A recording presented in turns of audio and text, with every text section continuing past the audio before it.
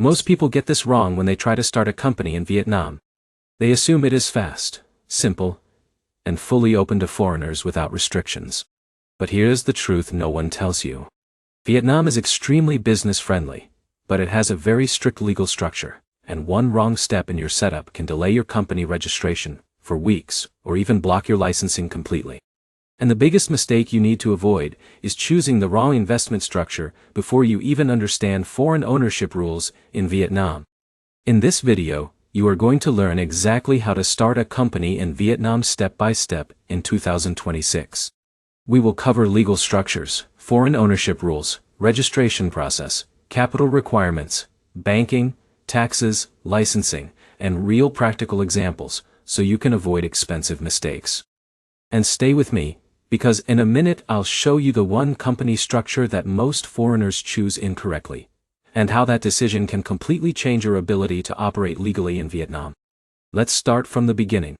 If you want to start a company in Vietnam, the first thing you need to understand is that business registration is handled by two main authorities. The Department of Planning and Investment, known as DPI, and the Ministry of Planning and Investment, known as MPI-DAI. These government bodies control company formation, licensing, and foreign investment approval. Now here's where it gets interesting. Vietnam is one of the fastest growing economies in Asia, and it actively encourages foreign investment. But at the same time, it still protects certain industries with ownership restrictions. So before you even think about registration, you must choose the right business structure. There are three main types you need to understand. First is the representative office. Second is the branch office. And third is the most common one, the limited liability company, also called LLC, or in Vietnam, a limited company. Let's break them down simply. A representative office is not allowed to generate direct profit. It is mainly used for market research, communication, or supporting parent companies. So imagine Alex from Germany wants to explore the Vietnamese market for his clothing brand. He can open a representative office in Ho Chi Minh City to study customers and build relationships. But he cannot sell directly. Now a branch office can conduct business and generate revenue, but it is still linked to the parent company abroad. It is less common for startups. Now here's where most entrepreneurs focus. The limited liability company, or LLC. This is the most flexible and widely used structure for foreign investors. But here's the problem. Foreign ownership rules in Vietnam can vary depending on your industry. In many sectors, foreigners can own 100% of a company. But, in restricted sectors, you may need a local partner or joint venture. So if Jake wants to start a tech consulting company in Hanoi, he may be allowed 100% ownership. But if he wants to start a logistics or education business, there may be limits. This is why industry classification is extremely important. Now let's move to step 1 of the actual process, which is choosing your business line. Vietnam requires you to clearly define your business activities. This is not optional. Your company can only operate within registered business lines. So if John wants to open a digital marketing agency, he must clearly register services like advertising, consulting, or online marketing activities. And here's where many beginners fail. They register too narrow, or too broad business lines. Too narrow limits growth. Too broad creates approval delays. Now step 2 is preparing your investment registration certificate, known as the IRK. This is one of the most important documents for foreign investors. The IRK approves your right to invest in Vietnam.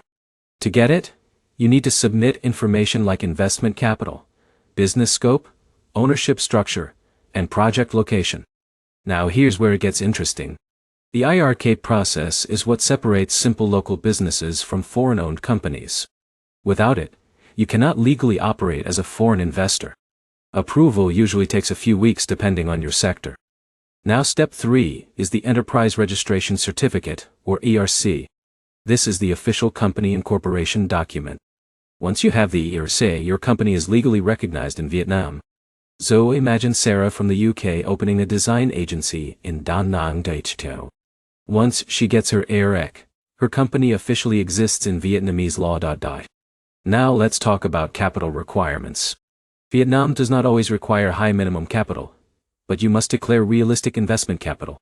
For service businesses, capital can be relatively low, but for manufacturing, real estate, or large-scale operations, capital expectations increase significantly. And here's a very important insight.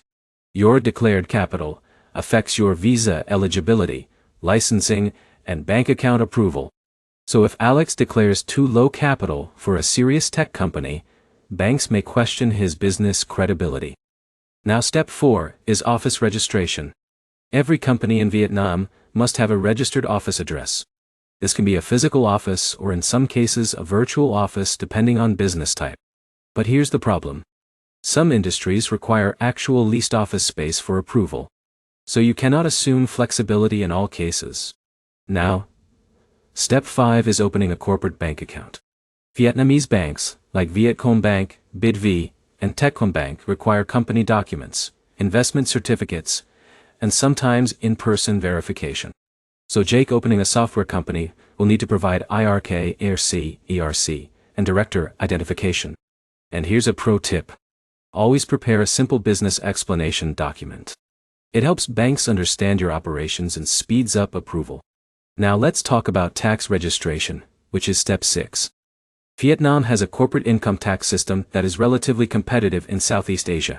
Once your company is registered, you must obtain a tax code from the tax authority. You will also need to register for VAT if your business exceeds certain revenue thresholds. Now here's where it gets interesting.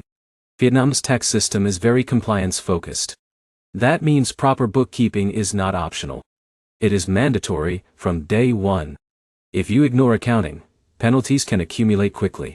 Now, step 7 is licensing. Depending on your business type, you may need additional sector-specific licenses. For example, education, healthcare, import-export, and food services all require special approvals. This is where many foreign entrepreneurs underestimate complexity. They think company registration is enough. But in reality, licensing is what allows actual operations. Now let's talk about costs. Company setup costs in Vietnam vary, depending on structure and service providers. Generally, foreign company setup is more expensive than local registration due to legal and translation requirements.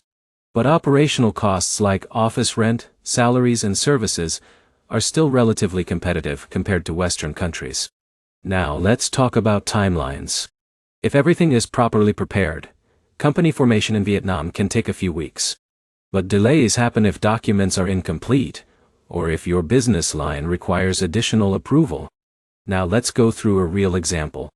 Imagine John from Australia wants to open a small software outsourcing company in Ho Chi Minh City. First, he chooses a 100% foreign-owned LLC structure. Then he defines his business line as software development and its services. He submits his IRC application with investment capital details. Once approved, he receives his ERC. Then he registers his tax code, opens a bank account, and leases a co-working office. Within a month or so, his company is operational. Now here's the key insight. Vietnam rewards preparation. If your documentation is clean, and your business model is clear, the process is smooth. But if your structure is unclear, or mismatched with regulations, delays happen immediately. Now let's summarize everything clearly. To start a company in Vietnam, you first choose your structure carefully, especially considering foreign ownership rules. Then you define your business lines. Next, you apply for your investment registration certificate. After that, you obtain your enterprise registration certificate.